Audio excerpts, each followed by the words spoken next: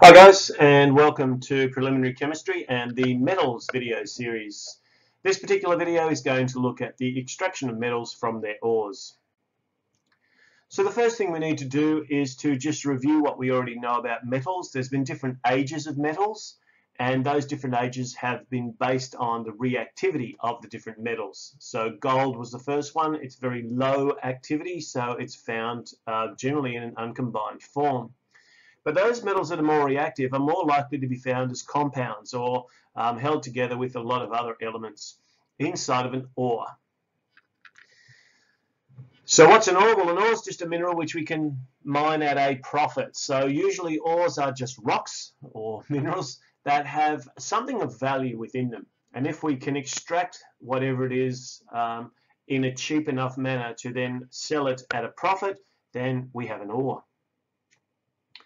Any mineral that contains a valuable element, and most of the metals that we commonly use are, of course, very valuable elements, are called ores. So we have a number of different types of ores like iron ore, aluminium ore, which is bauxite, hematite for iron, and a number of others which we'll look at as well, that are valuable because of the metals that they contain.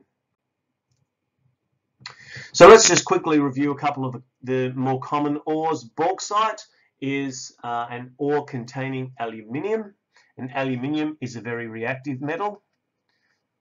And as a consequence of that, it often forms a compound of aluminium oxide, and as a result, the ore does not look like the metal at all.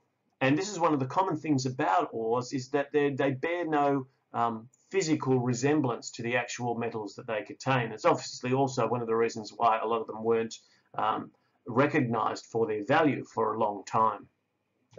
And certainly not until we had the processes in place that could actually allow for their extraction.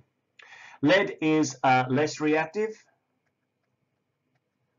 and is often found as a sulfide, PbS, PbS2, and this ore is called galena. Sphalerite's another important one, which is an ore of which contains zinc. Again, zinc is a very reactive metal.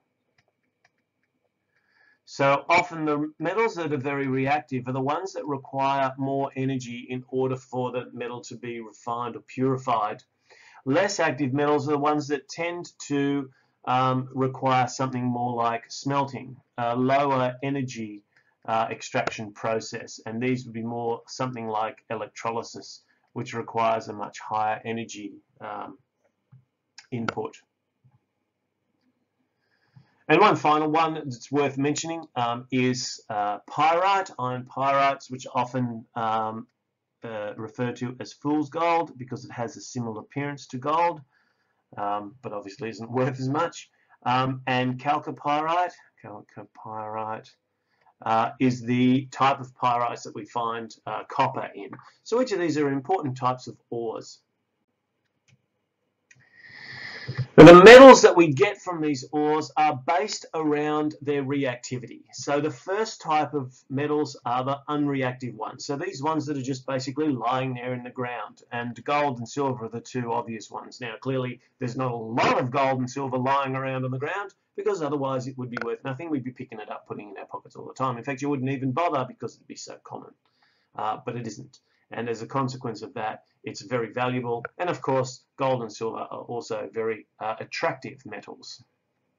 The second type are the low activity ores. These require limited input for their extraction, and copper is of course one of the important ones of these.